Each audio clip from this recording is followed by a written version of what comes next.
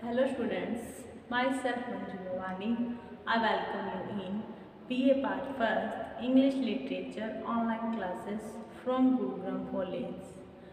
हमारी जो पहले की वीडियो थी उसमें हमने आपके सिलेबस की काफ़ी पोएम्स की हैं जिसको आप प्लेलिस्ट में जाकर देख सकते हैं और मैं आशा करती हूँ आपसे कि आप साथ ही साथ इसके नोट्स बनाते रहें जो आपकी एग्ज़ाम की प्रिपरेशन के लिए बहुत ही ज़रूरी है, ताकि एग्ज़ाम टाइम में आपको क्या है एक जगह पर सभी जो पोएम्स हैं उसके नोट्स हो सके, अवेलेबल हो सके। इसके लिए आप मेनली तो जो आपके पोइट हैं उनके बारे में इंट्रोडक्शन और पोएम की जो समरी या जो पोएम के बारे में इंट्रोडक्शन है उसको राइट करते जाएं। और बुक्स के साथ अगर आपने बुक्स ले ली हैं तो बहुत ही अच्छी बात है, नहीं तो आप पोएम्स का जो ओरिजिनल टेक्स्ट है उसको भी उस नोट्स में राइट कर सकते हैं, जिससे आपको जो एक्सप्लेनेशन आती है एग्ज़ाम में उसको आइडेंटिफाई करने में आपको बहुत ही ज़्यादा हेल्प मिलेगी। क्योंकि जो पेपर होता है उसमें एक्सप्लेनेशन करनी होती है और पॉइंट्स जो लाइंस होती हैं उसको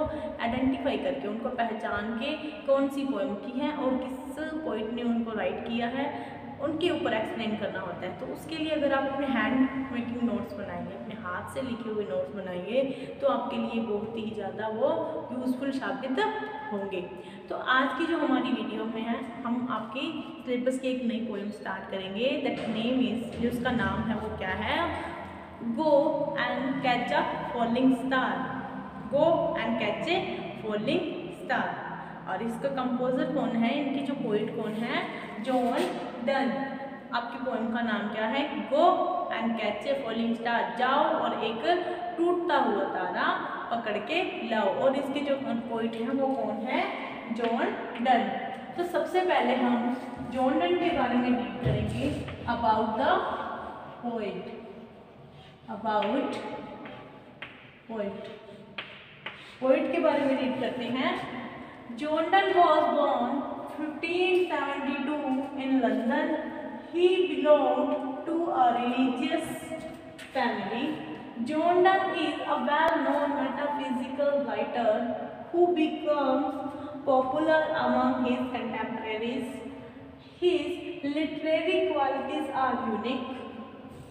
Way of expressions helped shape the opinion of the poets.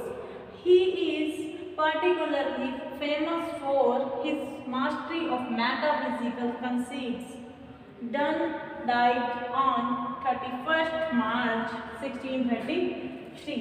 तो हम इसको देखते हैं। इसको स्टार्ट करने से पहले जो सबसे पहले आपको जो बात याद करने वाली है वो क्या है कि जो ये पोइट हैं John Donne, John Donne was a metaphysical poet. metaphysical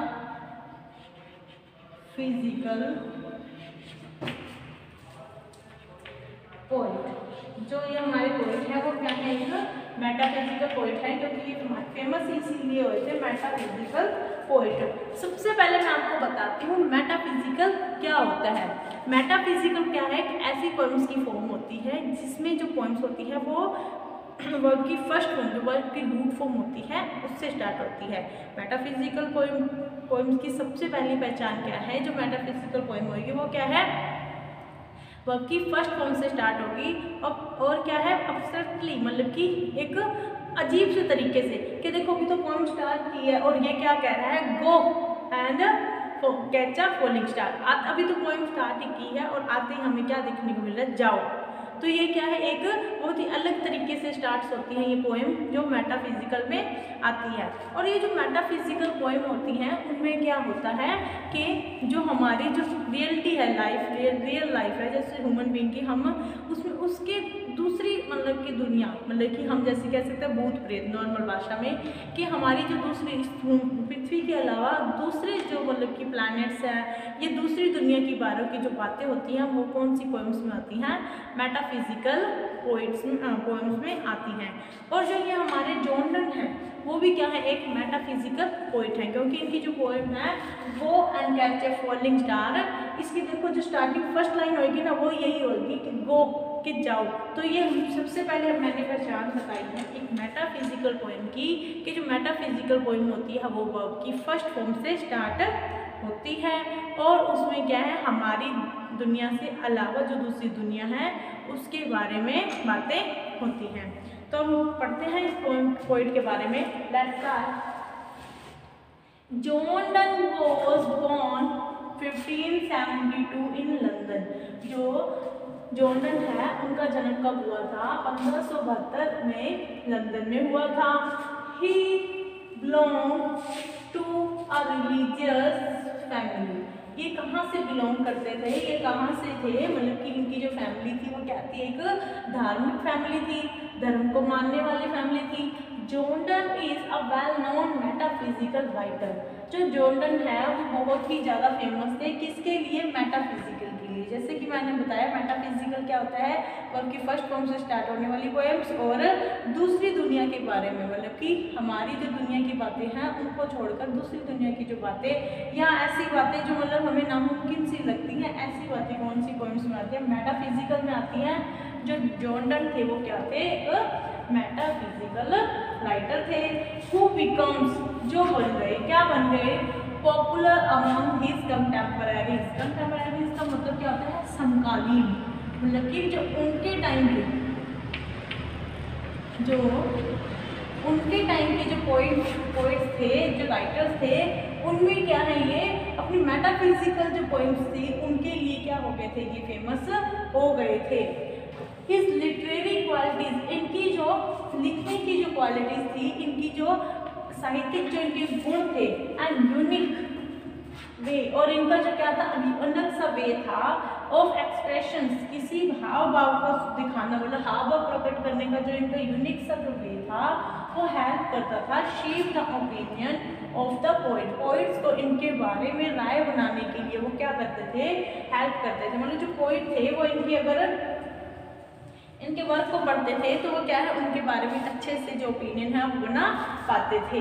he is particularly famous for his mastery of metaphysical conceit। ये मतलब particularly के मुख्य रूप से ये किसके लिए फेमस थे, ये किसके लिए प्रसिद्ध थे? अपनी मास्टरी के लिए, मतलब कि ये बहुत ही अच्छे तरीके से मेटाफिजिकल कंसीट यूज करते थे। अब मेटाफिजिकल तो आपको मैंने बता दिया कि ऐसी पोएम जिसमें दूर की बात की गई हो, और कंसीट क्या होता है? कंसीट होता है कंपैरिजन। आपके सिलेबस में सिमिली और मेटाफर है, उसको हम अगली जो हमारी नेक्स्ट वीडियोस आएंगी उनमें डिस्कस करेंगे, वो क्या है? लिटरेरी टर्म है। उसके अलावा ये लिटरेरी टर्म होती है कंसीट, जिसमें क्या है? कंपैरिजन होता है, लेकिन ऐसा कंपैरिजन जो हम मान ही नहीं सकते, ऐसा कंपैरिजन जिसको हम मान ही नहीं सकते, जो हो ही नहीं सकता। मतलब कि देखने में तो क्या वो बहुत ही तुच्छ सा लगेगा, लेकिन बहुत ही डीप जो होता है कंपैरिजन, मतलब कि एक दूसरे से जो तुलना की जाती है उसको क्या बोलते हैं? कंसीट। तो ये जो पोइट हैं जॉन डन, ये पर्टिकुलरली ये मुख्य रूप से किसके लिए फेमस हैं? ये अपनी जो फॉर हिज मास्टरी, जो इनकी मास्टरी है किसके अंदर?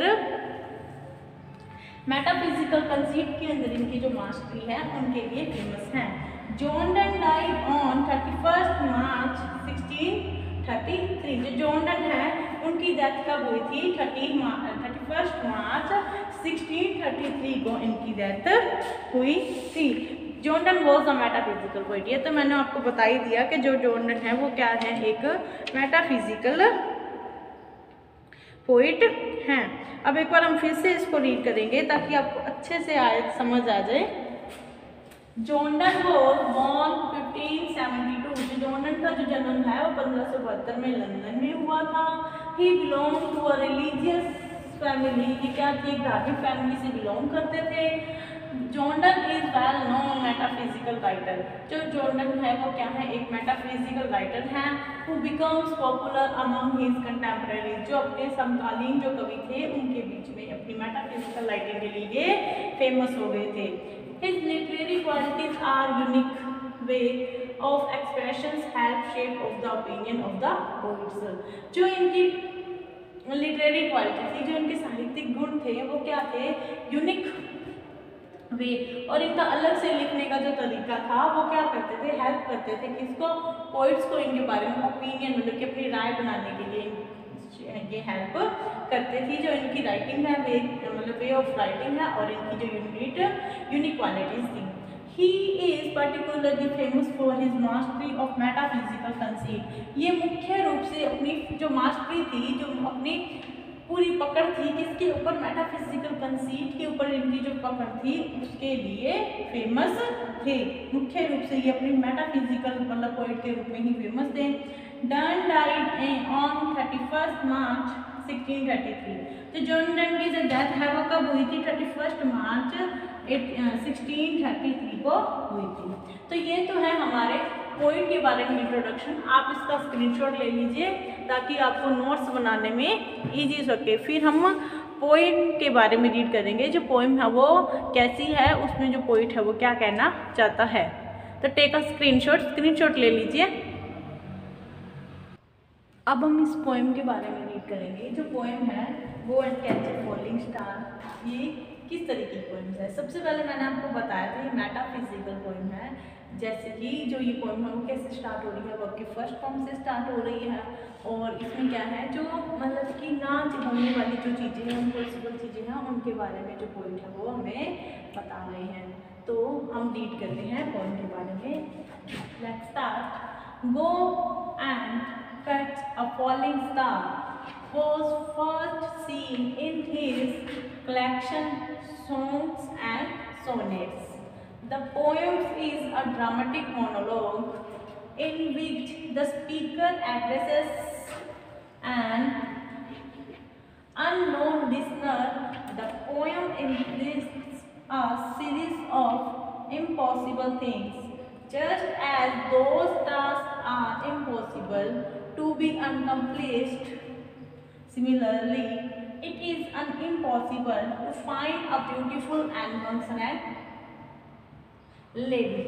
तो ये जो पोएम है इसके बारे में रीड करते हैं। About the poem go and catch a falling star. Go and catch a falling star जो पोएम है वो फर्स्ट सीन, ये पहली बार कब पब्लिश हुई थी, कब देखी गई थी, इन हिज कलेक्शन, इनका जो कलेक्शन था सॉन्ग्स एंड सोनेट्स, इनमें क्या था, इनका कलेक्शन आया था। जो ये हमारी पोएम है ये कौन से कलेक्शन से ली गई है, ये जॉन डन के सॉन्ग्स एंड सोनेट के जो कलेक्शन है उनमें से ली गई है। तो poem is a dramatic monologue. अब देखो यहाँ पर ड्रामेटिक मोनोलॉग क्या होता है। Dramatic monologue is a term in which a person indicates a listener. यहाँ पर जो ड्रामेटिक मोनोलॉग में होता है क्या होता है, जो लिसनर जो बताने वाला होता है, जो नरेटर होता है, वो ऐसा सोचता है कि सामने एक सुनने वाला बैठा है और उसको पूरी कहानी क्या है वो नरेट कर देता है।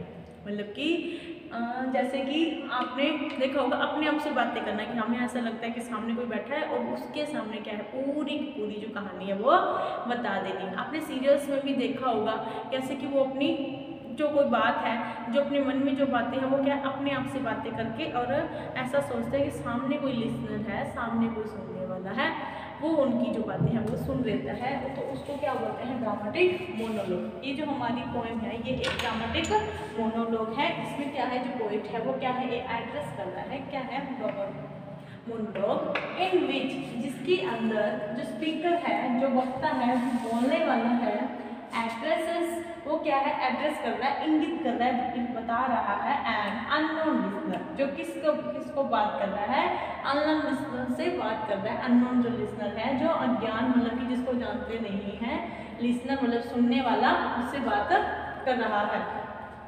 The poem enlist a series of impossible things.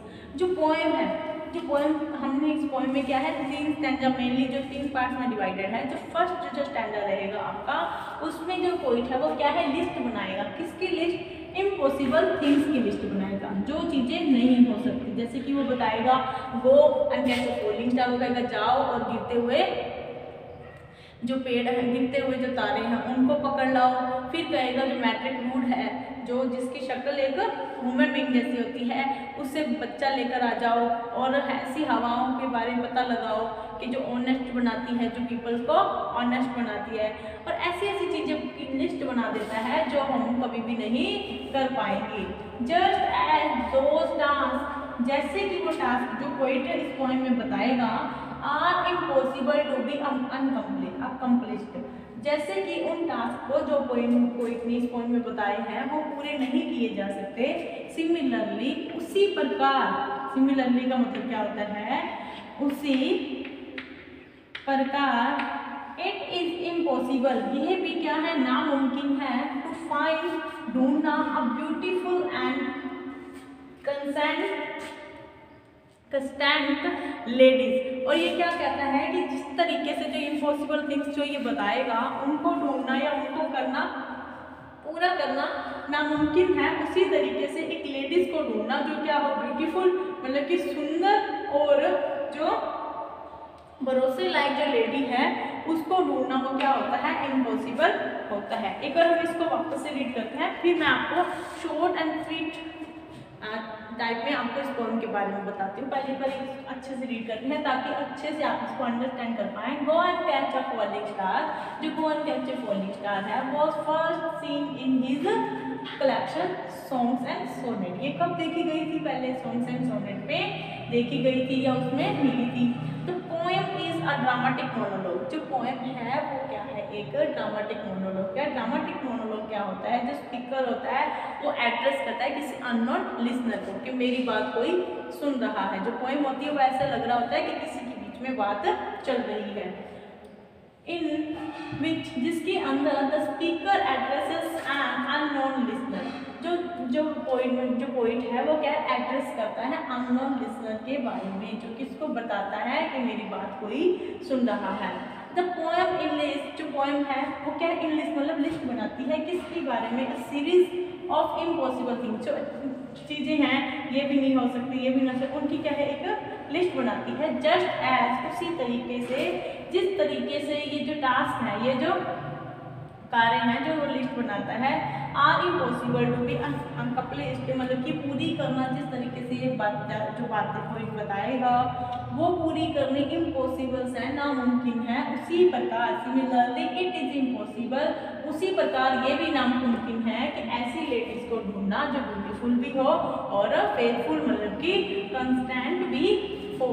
तो इस पोएम में क्या है, 27 लाइन्स है इस पोएम में, जिसमें जो फर्स्ट स्टैंजा होगा आपका उसमें क्या है, पोएट लिस्ट बनाएगा पूरी काफ़ी सारी चीज़ों की कि जो चीज़ें नहीं हो सकती, जो चीज़ें नहीं हो सकती। कहेगा मरमेड के सॉन्ग सुनो, जल परियों के सॉन्ग सुनो, गो and catch a falling star को पकड़ लो और ये पता लगाओ जो हमारे पूरे दिन हैं वो कहाँ चले गए, तुम हजारों दिनों तक घोड़े के ऊपर रात दिन तक का सवारियाँ कर सकते हो। तो मतलब ऐसी चीज़ों की लिस्ट बनाता है जो कभी हो ही नहीं सकती, बना ली। सेकंड जो स्टैंजा होगा उसमें क्या बोलेगा कि शायद तुम ये कर भी पाओ, शायद ये तुम कर भी पाओ, लेकिन लास्ट में रफली बोलेगा नहीं होगा तुमसे। वो क्या कहेगा लास्ट में, जो अपनी बात है वो क्लियर करेगा कि ऐसी लेडीज तुम ये चीज़ें कर भी लोगे, लेकिन तुम ऐसी लेडीज को नहीं ढूंढ सकते जो फेयर भी हो और फेथफुल भी हो। मतलब कि क्या है, ये लेडीज के प्रति क्या है, अनबिलीव, जो उसका बिलीव है, अनबिलीव उसको शो करता है कि भरोसेमंद जो लेडीज़ हैं वो भरोसेमंद नहीं होती। जो लेडीज़ हैं वो क्या होती हैं, एक मतलब कि वो क्या होती हैं, एक आदमी के साथ वो सेटल नहीं हो सकती, वो कहीं ना कहीं से क्या हो जाती हैं, फेड हो जाती हैं, बुरी बन जाती हैं। लास्ट की जो लाइन है वो भी इसी तरीके की, वो कहेगा कि जब तक तुम मुझसे मिलोगे तब तक वो 3-4 जनों से और मिल चुकी होगी या बुरी बन चुकी होगी। तो ये थी हमारी पोएम की समरी। बाकी हम अगली जो हमारी पार्ट 2 आएगा इस वीडियो का, उसमें हम इस पोएम के जो ओरिजिनल टेक्स्ट है, जो इसका टेक्स्ट मतलब कि जो इसकी लाइन्स है उसको लाइन टू लाइन एक्सप्लेन करेंगे। तब तक के लिए आप नोट्स बनाते रहिए, घर पर रहिए, सुरक्षित रहिए। Thank you.